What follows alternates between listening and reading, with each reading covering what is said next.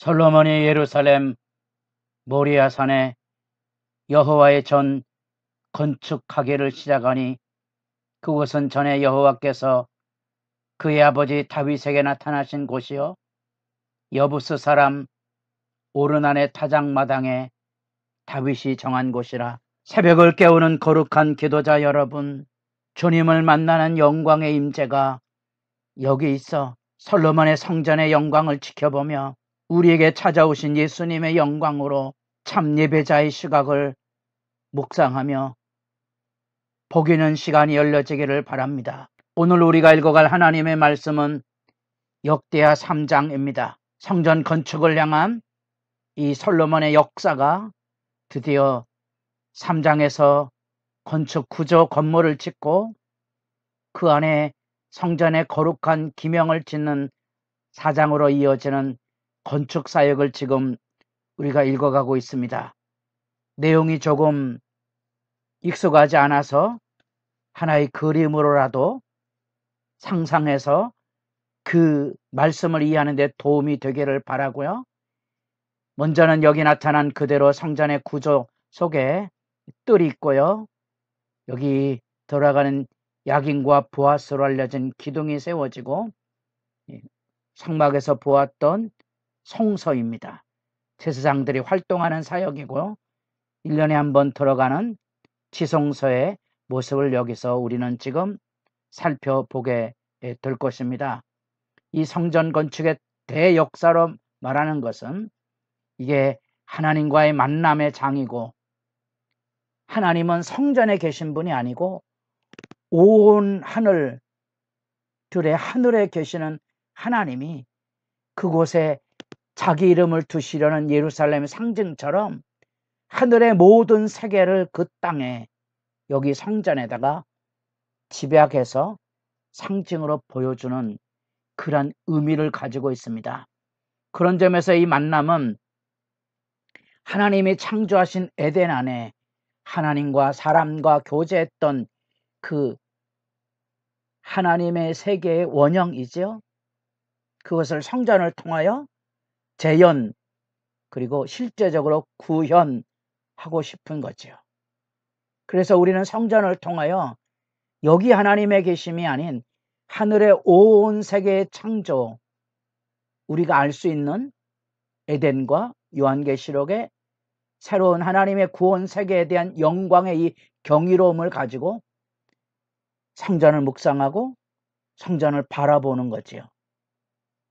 그 시각이 있어야 우리가 이방 신의, 예를 들면 바벨론 제국의 그 거대한 신전에 100분의 1도 되지 않는, 애굽의 신전에 절반도 되지 않는 초라한 모습의 예루살렘 성전을 대비해 보면 고대 신들은 그 거대한 신전의 위용을 가지고 자기의 집이 있다는 사실을 과시하고 있지만, 지금 성전은 하늘 성전인 겁니다.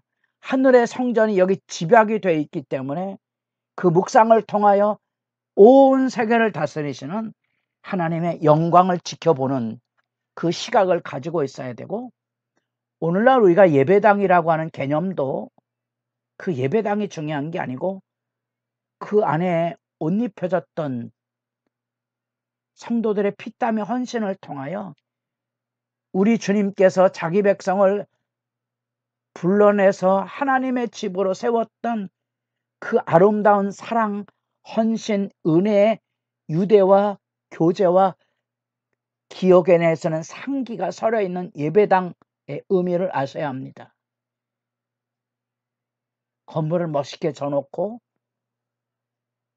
이게 하나님의 영광이라는 그 말에 비극을 하셔야 합니다. 아름다우면 얼마나 아름답고 크면 얼마나 클 것입니까? 그거 아닙니다. 하늘의 영광이 여기 와 있는 거지요. 초막이나 궁궐이나 우리 인간의 몸 자체도, 우리의 가정도, 교회도 하나님의 영광이 집약이 되어 있는 삶의 자리로서의 예배와 섬김과 행복을 누리는 중요성을 잃지 마셔야 됩니다. 드디어 이제 성전을 짓습니다. 어디에다 짓다 그랬습니까? 모리아산. 설명을 자세히 해줍니다. 역대상 21장 22장에 나왔던, 사무엘하 24장에 나왔던 이 중요한 모리아산 사건을 기억하셔야 성전의 배경을 이해하게 됩니다. 그 땅에 지대를 놓았다는 그 개념 안에 담겨져 있는 의미 아셔야 합니다. 하나님의 심판이 쏟아지는 그곳에 자기 죄 때문에 백성들이 죽어나가는 삶의 자리 안에 다윗이 자기 생명을 갈아넣듯이 죄가를 뒤집어 쓰고 하나님께 울부짖었던 그 자리를 기억하셔야 성전의 의미를 알게 되고, 바로 그 자리가 아브라함이 그 아들을 잡아 주기로 했던 그 모리아산의 의미도 그 안에 담겨져 있고, 바로 온전한 성막을 지으신 히브리 기자가 말하는 9장에 나타난 예수님이 지으신 온전한 성막의 의미도 바로 모리아산 거기 있습니다. 그 안에 담겨져 있는 의미입니다. 그곳에 지대를 놓고 건물을 짓기 시작합니다. 그 건물에 규격도 나오고 뜰이 나오고 주랑이 나오고 성소, 지성소 이어지는 그 장면들을 우리가 그림을 통하여 추적해 가면서 그곳에 하나님의 영광을 기억해낼 수 있는, 그리고 역대상 하에 이어지는 핵심, 성전이 무너지고 예루살렘이 불타 없어졌다면 하나님의 백성은 누구인가? 우리는 하나님의 백성인가에 대한 질문 앞에 역대기가 외치고 있는 하나님을 구하고 찾고 두드리는 자들이 곧 하나님의 백성이고, 역대기는 그 하나님을 찾는 백성들의 신앙의 중심으로서 이렇게 성전을 중시하고 있는 거죠. 희망이 여기 있습니다. 유대인들의 하나님이 아니고 이제는 하나님을 찾는 자들의, 그 하나님의 백성의 영광을 지금 소개하고 있는 겁니다. 그래서 지금 다윗의 위대한 헌물을 통하여 금은 보석으로 그것을 지어서 마치 하나님이 빛이 되어 하늘의 빛을 상징하는 것처럼 에덴이 금과 보석으로 짜여진 그것을 지금 여기 성전 안에서 재현하고 있는 거지요. 규격이라 봐야 80평이니까 온 우주의 하나님으로 초라하게 보일 수 있겠죠. 그게 세상의 신과의 차이점이고, 오늘날 교회가 예배당을 지을 때 한 번쯤 기억해야 될 문제인 것입니다. 하나님이 여기 계시지 않습니다. 그것은 솔로몬이 드리는 봉헌의 기도 속에도 선연히 그 구절이 나옵니다. 역대하 6장 18절에 하나님이 참으로 사랑과 함께 땅에 계시리까? 땅에 계시는 분 아닙니다. 보소서, 하늘과 하늘들의 하늘이라도 주를 용납하지 못하겠거든. 하물며 내가 건축한 이 성전이오리이까. 기억하셔야 됩니다. 성전의 의미를 기억하셔야 됩니다.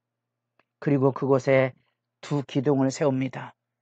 마치 제사장의 의복에 성료를 달듯이 온갖 장식의 상징 의미를 담아서 야긴 보아스, 그 이름 자체가 하나님께서 세우시고 하나님께서 힘있게 하신 그 거룩한 두 기둥의 받침을 통하여 하나님이 솔로몬을 통하여 세우시는 지금 성전의 영광을 우리가 지켜보고 있는 겁니다.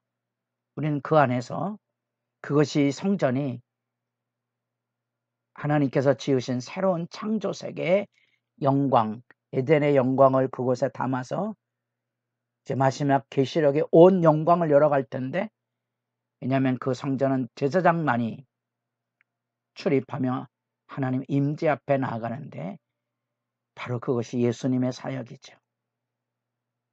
예수님이 이 세상의 모든, 하늘의 모든 영광을 여기 자기 몸으로 십자가를 통하여, 죄 사함을 통하여 하늘 세계를 여신 것이 여기 성막과 성전의 의미가 예수 사역 안에 집약이 되어 있는 거지.